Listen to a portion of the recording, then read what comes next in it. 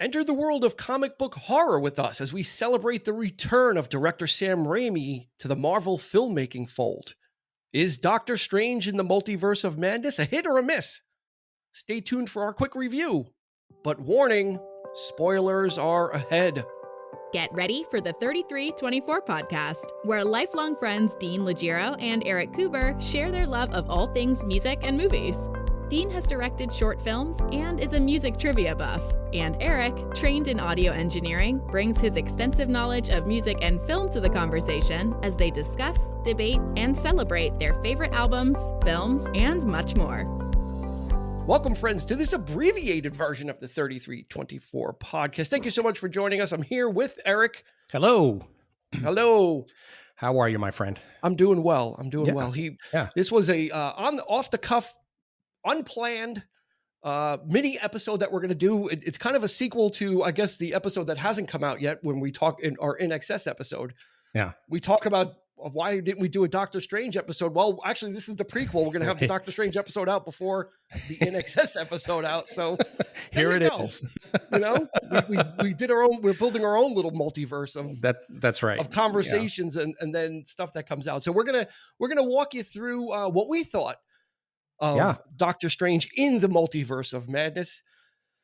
As of this, the publishing of this podcast, it is the highest grossing film of 2022 so far. It's making a boatload of money. Right now, it budget was 200 million. It's up to 803.9 million. So it's probably going to, I guess $1 billion isn't like the big hurdle that it once was.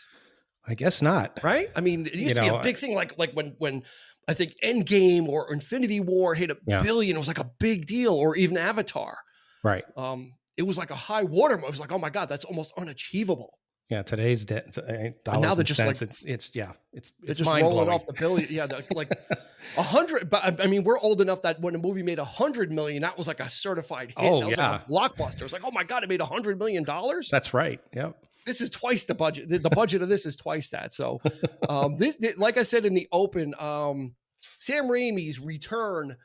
I was going to say the MCU, but he was never in the MCU, although technically he is because of No Way Home. Yeah. With Toby coming in, but he really wasn't. I mean, he was before the MCU. So I think the spirit was there. The presence was felt. Yes. Most certainly it was a great, I'm going to say it. I mean, when I first saw the movie, I thought it was a little too gimmicky for my taste, but I've seen it like 3 times now, and I've been warming up to it each time. And I really where do you have all this film. time? Where do you get all this time to go see this movie 3 times? Because I've seen it with my sons, and then I saw it with, I had family come over, and they'd never seen it, so they watched it with them, and then of course, my son's girlfriend hasn't seen it, so we just watched it over the weekend again. Cool. So so by the third time's a charm. I'm loving it. It's a good watch. Yeah. Let's go back to our original conversation during before we did the In Excess episode. We just started talking about it randomly because I had finally seen it. Right. And you were kind of you didn't hate it, but you were a little down on it. You were kind of like, I'm not sure. Yeah. What's the point, or what's the point of? And we're going to talk spoilers, so it's been out for a couple of weeks. The big peccadillo you had with it was Wanda, kind of her evil turn and how it related to Wanda. Like, what was the thing I took away from our conversation was you were kind of like, well, what's the point of WandaVision?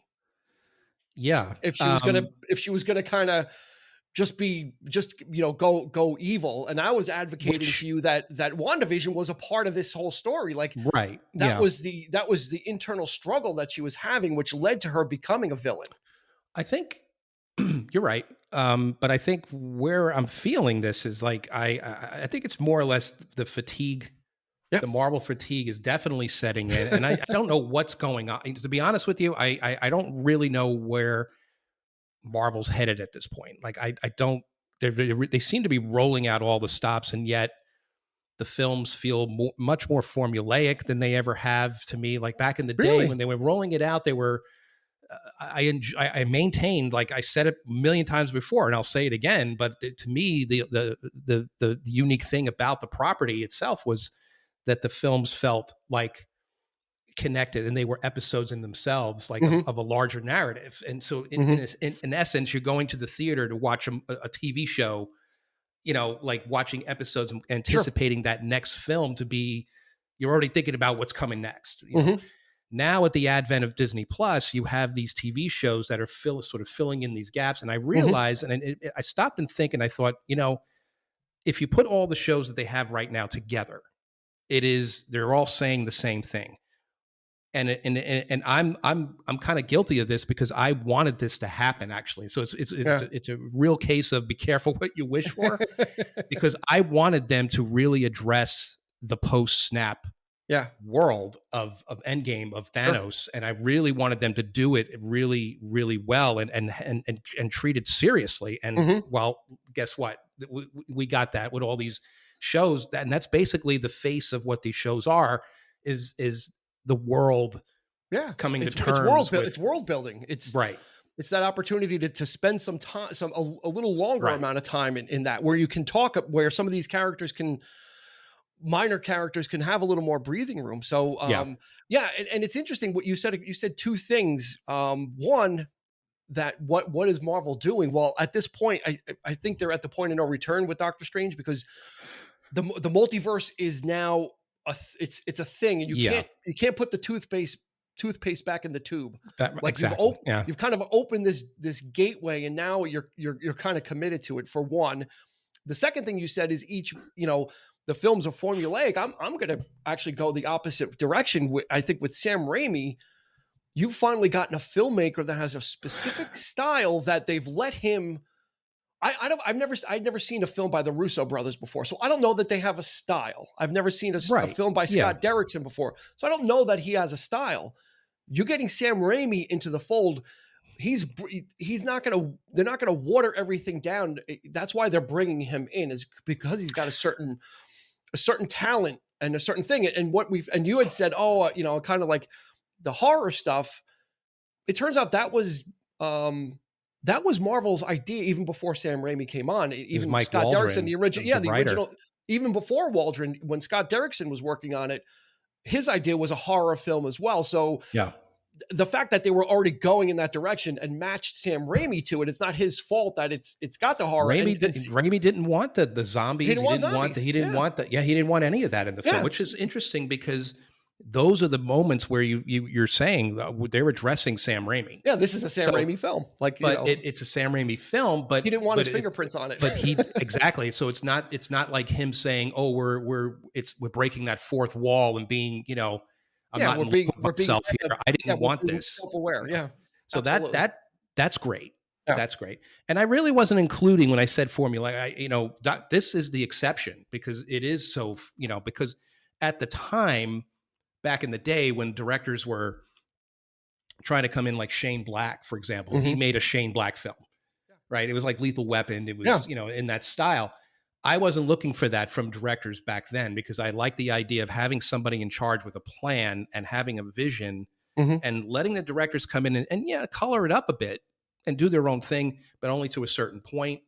But because we have something happen, we know what we're doing here. We know where we're going with this.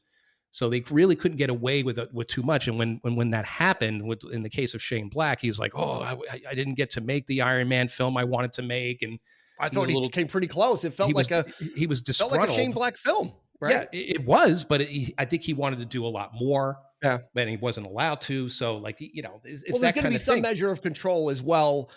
Of here's the sandbox and here's the tools you've got. Right. And work within it. And that's why Iron Man 3, not to get too far up, but that's why Iron Man 3 was such a great film, because it was so un-Marvel. I'm watching it. It felt like it took place in the Lethal Weapon universe. Yeah. Like it had more akin to that than it did with the Marvel. So I kind of like the fact now that in order to shake things up, and then you got Taika Waititi, he's got a specific type of style that he's bringing to Thor after 2 Shakespearean Thor films, which He's bringing out to do something. Yeah, he's bringing out the crayons and the watercolors and just splashing it.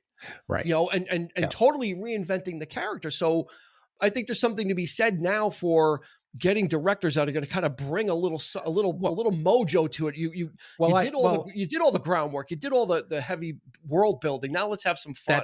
That's a fair point. That is actually a great point. And you know what? I'm all for that now. I'm all for directors coming in and saying, yeah, we're going to put our stamp on it, because again, I don't know if this is going to be the big thing. Are they building up to something here? The multiverse is the common thread.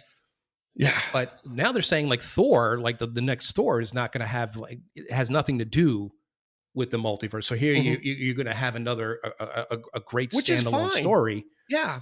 I think there's room for both. I don't want every show to be about the multiverse. It's something that exists, but it's not everything, and they'll need to address it, but certain characters don't need to exist in a multiverse. Like if they did a Hawkeye season 2, let's just say, which I don't think they are, that doesn't need to exist in a multiverse. Those are smaller stories, right? Falcon and Winter Soldier are smaller Earthbound stories. So there's room. I think there's room for both, but they definitely. And what I don't want to happen, you don't want to get too ahead of yourself, and because you're going to start introducing characters that will die.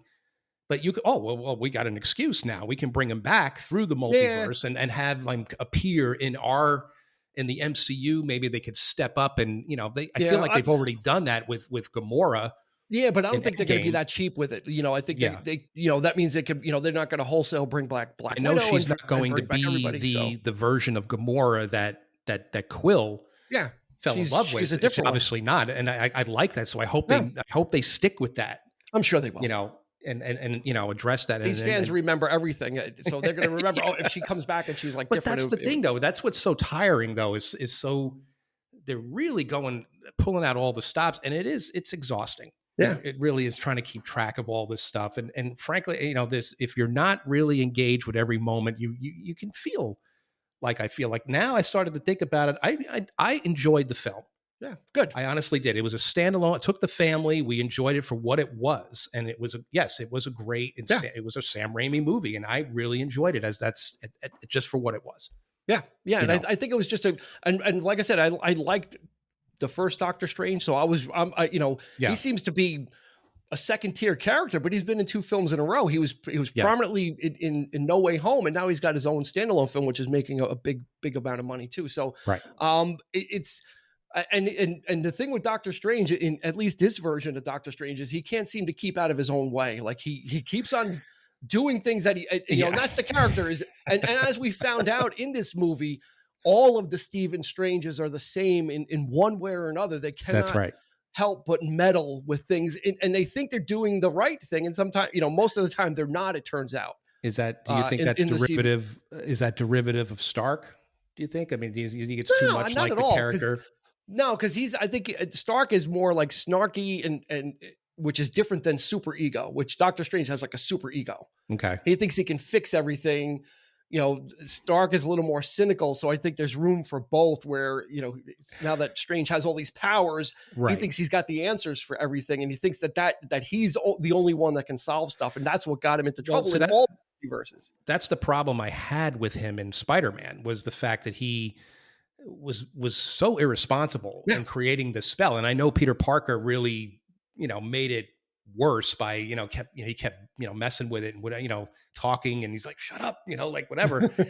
But for me, it's like, you're coming off of Endgame here. You're talking about saving half the universe, and he's like doing the spell, which he knows he's not supposed to be doing. And for one person, I felt like that. Well, I think that's part of the attraction for him, though, is he likes to do things that he's not supposed to, even from the first movie with the learning the time spell and the apple and taking the books that he wasn't supposed to be reading. So he's like, they've kind of established that this is not out of the norm for this character. And now in the multiverse, we see that some of the things he's done have been even more devastating. Right. Or in the last Strange that he met, it's just been more devastating to the version of Doctor Strange personally. I just, with I the dark, when he went to the Darkhold, the last one, Right. I just assumed that he, because of the events of Endgame, that he was now really serious about, and like there was no room for error. Mm-hmm. Obviously, that's not the case. They decided to take the character which in is this good. direction, He which, hasn't you know, changed. it's like Stark, he doesn't learn his lesson. Like he keeps, Exactly. you know, messing with stuff and breaking rules. And yeah. And Wanda obviously points this out in the film, which I love that scene Yeah. where she tells him, she's like, you know, I break the rules and I'm a monster. You do it and you're a hero. And the Doesn't seem Avengers, like, fair, you know, does it? You know, it it's like, doesn't seem fair. yeah, And by the way, I loved her as the villain in this piece. I had no problem with her being the Darth Vader yeah, of she's Marvel just a in this sense. she's just a destroyer in this. Yeah, but it's just, you know, when you spend so much time though on the show getting inside her head and really trying to sympathize and having and you get to that point where it's like, well, you're kind of uncertain as to where they're taking the character, and then to full on show her as just a villain was unsettling. And I guess that was part of the horror aspect. That was the point, is you got to sympathize with her in WandaVision and see what she was going through. Right. But you know, and at the end of WandaVision, she started that turn, and Agatha Harkness said, you're gonna be like the destroyer. It's like you're destined to be like I think somebody pointed that out. It's like, who was the real villain in WandaVision? Was it Wanda or was it Agatha? Or was it That's Agatha? An interesting point. Yeah. And Wanda just goes batshit crazy in this. She just is leveling, you know, in her mind, everything is justified because she's looking for her kids. Mm-hmm. You know, kind of parallels the Shang-Chi film with the father, where he thought that his wife was behind the wall, and anything he did was for the greater good of reuniting his family.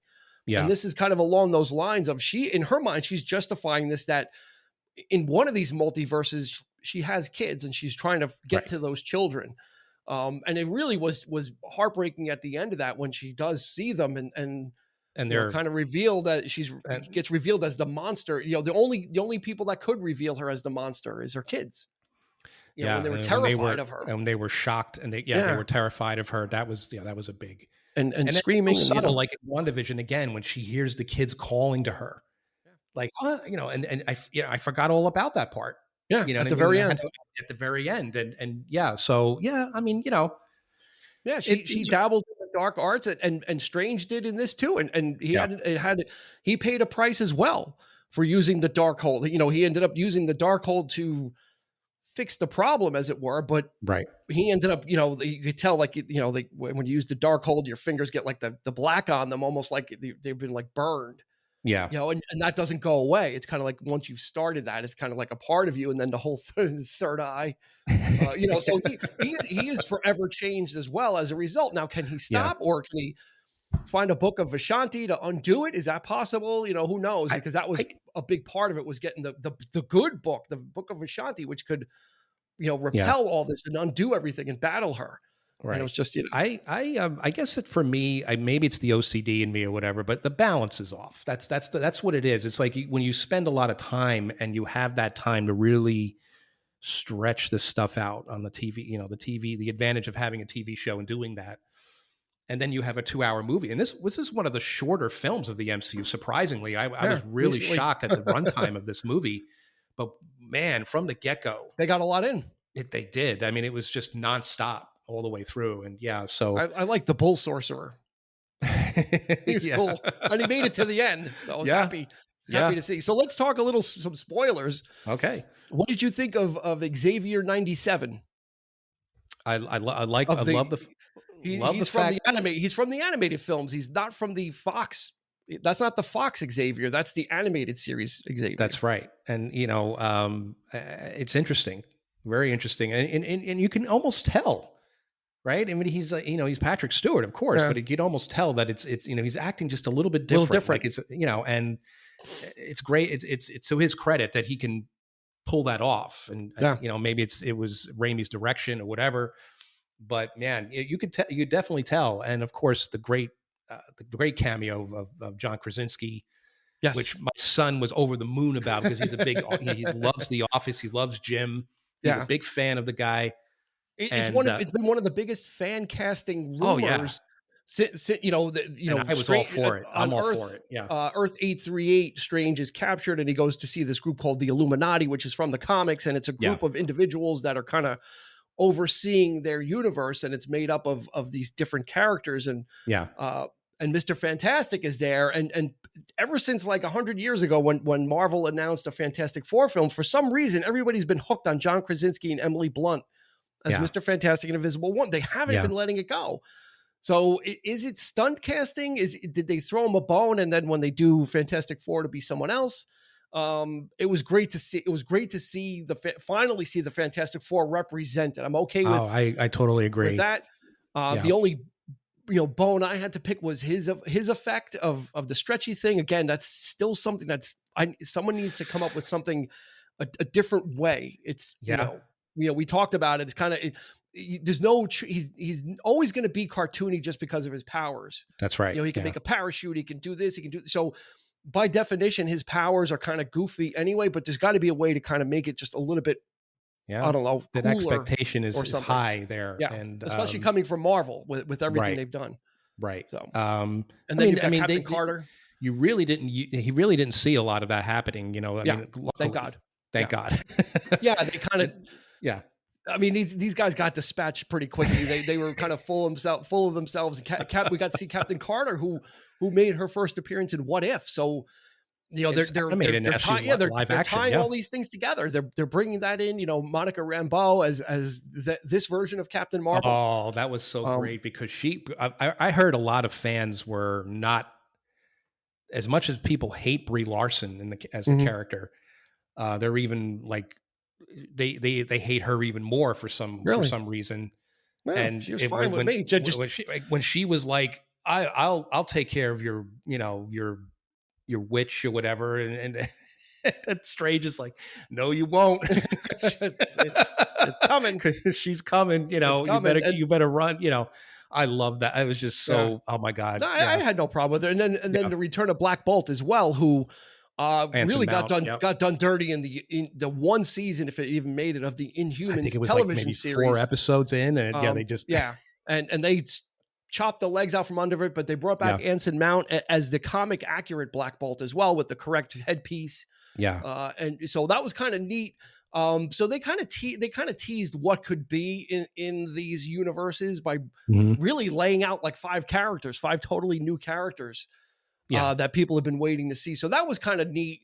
They didn't even get a chance to overstay their welcome. They were unceremoniously shown the door by Wanda in pretty short order. And what do you think? I mean, was it too short? I mean, I think that's one of the major critiques of the film is the cameos felt slight. They weren't, but that's the thing. It's like the expectation is so high, you know what I mean? Like that, what are you really expecting here? I'm actually glad that they toned it down, because there were rumors of all kinds of characters coming in and out of this thing. And Loki was supposed to be in it again, and just kind of Tom Cruise as Iron Man, and you're better off wanting more. That's the thing. I totally agree. With No Way Home, if you got all these characters in, you're piling them in, then you're running out of story time. So for this, they kind of, it's an alternate universe, so they can all get squashed like toads. That's they can all kind of make their appearance and serve the story. Right. They were very very foolish to think that they were going to be able to handle her. So that kind of you made that point. You just hit it on the head. I saw them as a great plot device in the film. Yeah. They were just there for a reason, just to further to show the power of Wanda and to really. Yeah, they weren't introducing them as we're going to fight alongside, and now you have all these people. Yeah, it's like here's another alternate version of these people, and they just got blasted. And I mean, it was good. It was just enough. I hated seeing them all get killed so quickly, but you got to move on from it. You can't stop and stay there forever, because there was so much other stuff.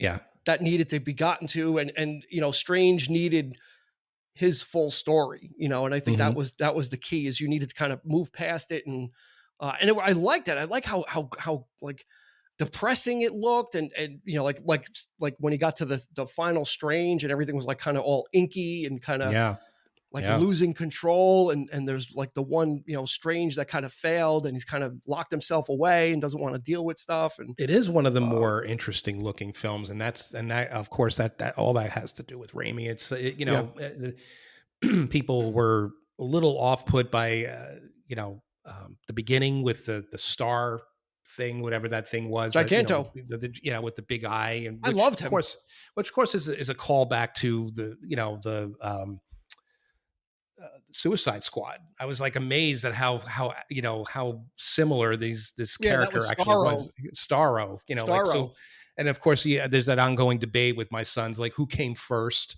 DC or Marvel, who created this character? I think Giganto might have been first. He's been around a while. Okay. But it was great. I love those action sequences. Everything was just executed really well. The horror elements with the zombie Strange was kind of creepy and cool, off-putting.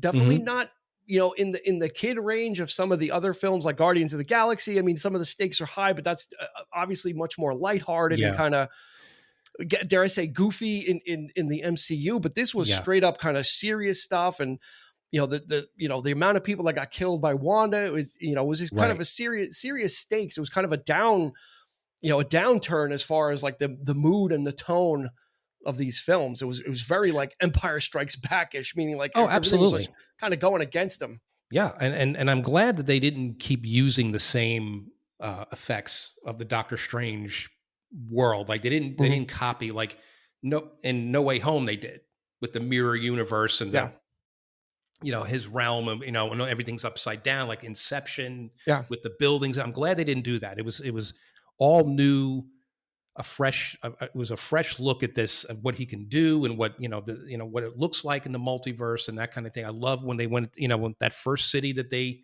and you actually had trees growing out of buildings, all that colorful. That was wild. That was thanks to America. Thanks to America Chavez. Who we didn't talk about.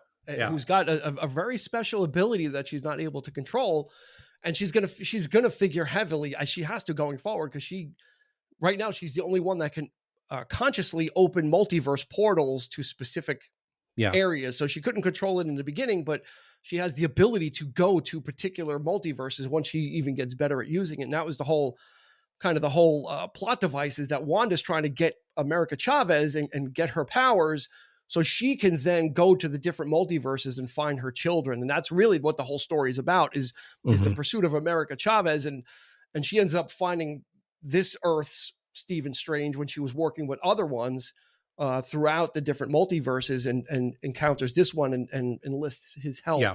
And that's when things just really go kind of south for everybody. Goes bad pretty much for everybody almost. Yeah, so pretty much. I mean, I had heard that there was a deleted scene. I think the film was supposed to open with Mordo, who was, from the first Doctor Strange film. This is not the alternate version variant. This is the proper the sorcerer hunter, the one that was the sorcerer hunter. He's actually going after Wanda, and in the opening scene of the movie, was supposed to have Wanda kill him outright, which save him. Save him. I like Mordo. I do too. Save him for another. But it was odd that he wasn't in it. Yeah, it was odd that we only got to see a variant of him. We got to see the somewhat nicer one, I suppose, but somewhat nicer. So I actually probably would have preferred to see him over his girlfriend. I forget her name. Christine Palmer. Christine. Yeah. I mean, I don't really think that she's one of those things that, I think she was just there to be there. I don't really feel like she contributed much to the story. That helped tie up his inner conflict, was always how selfish he was, what a bastard he was to her, how he's just always puts people, at arm's length, and she was able to help him reconcile that. Because there's those duplicate scenes in Doctor Strange when he gets stabbed and is in the hospital, and she's kind of keeping him alive. They kind of duplicate that when he's in the evil Doctor Strange's thing, and she's trying to keep him alive. The alternate is trying to keep him alive too. So kind of mirrored that, and that was part of his character arc. Yeah, was understanding that he's not the savior of the world, and it's not always on him, but he always assumes it's on him to fix everything, or he just takes that mantle, and that was and him letting go of Christine kind of helped him with that. So she was kind of important in that aspect of his backstory. Could they have wiped it out pretty quick? Yeah, they probably could have done it pretty quick. But I like that you get some side characters that they bring in too. So All in all, what did you think? You kind of, again, were a little sour on it. I'm not going to say you were totally down on it, but you said you changed. So what do you think? I just wasn't sure. I was on the fence about it. Like I said, it's the fatigue talking, honestly. And that's really true. It really is. It's just, but I give it a solid B+. Okay. I don't want to say it's perfect. I mean, it does have its flaws, but I mean, that's, to me, that's a fair. Yeah. I'll give it an A-, mainly because it's also something we haven't seen before. Yeah. Again, a style of filmmaking and a genre of filmmaking that we haven't seen before. So I think it gets extra points just for going there. Yeah. Of straight up saying, okay, we're going to give you some scary elements. I mean, anytime you're reanimating a dead body, that's going to be scary for kid, like that. And he was kind of, it wasn't like, oh, he's kind of freshly dead. He was kind of decaying and kind of all, like the way he's moving, and it was very creepy. I often like to think of that, it's funny you bring that up, because I often like to think about like, the 15-year-olds in us back then, we would have been over the moon with this film. I mean, forget it. There's no doubt about it. We would have absolutely loved it. Absolutely. And that's sometimes I like to go there, and that it makes me appreciate this stuff a little bit better in that sense. Cause it's like, just think about the kid in you and what, if this had been out back then, oh my God, forget it. Yeah, we would have been going apeshit. So maybe that's some good advice for some or if you've got the fatigue, I've talked about it. Eric has talked about it, I mean, there's more coming. So maybe if you're going to go, try and kind of shift your focus, shift when you're going in, shift your expectations. Yeah. Or just, kind of take a break from it for a while as well. Either way, I think this was a standout Marvel film. I'm going to rate it higher than No Way Home. I thought No Way Home was a little more of a gimmick. This was a little bit more, it had all the cameos as well, but there's more of a story here that kind of fit in. Again, it tied to WandaVision. So you're acknowledging some of the, TV property that came, in that whole story and that whole arc. So I dug that. I dug that they, kind of brought that story and kind of closed it out as well and kind of finished it off. So that's going to do it for this episode, this quick movie review of Doctor Strange in the Multiverse of Madness. So go check it out. If you're in the MCU, it's there for you. You could actually probably watch this as a standalone film. There's not too much that you would need to know beforehand. It has nothing to do with Infinity War or Endgame. It really kind of, it can kind of stand on its own. If you just want to go see like a creepy superhero movie, this is the one for you. You might want to watch the first Doctor Strange, maybe revisit that film, because again, that really didn't have anything to do with anything. What was going on there. If you want to learn about Doctor Strange, absolutely, and how egotistical he can be. Yes. But otherwise, this is just it's just a fun ride. It's got great monsters. It's got great kind of action. They don't overdo the trippiness. They go a little heavier on the horror. So that's going to do it for us for this one. Check us out. Join us on social media. Let us know what you thought about Doctor Strange in the Multiverse of Madness. You can find us on Instagram and Facebook at 3324 Podcast. So go hit us up there. Let us know. Or are you feeling the Marvel fatigue, or is too much not enough for you? Let us know that as well. And we'll throw some opinions. We'll start a discussion out. So for Eric, this has been Dean asking you to please be kind and rewind. You've been listening to the 3324 Podcast with Dean Legiro and Eric Kuber. You can find us on your favorite podcast provider, so please like, subscribe, and rate to become a part of the 3324 family. Your feedback is important, so make sure to follow us on Instagram and Facebook at 3324 Podcast and on Twitter at 3324P to join the conversation.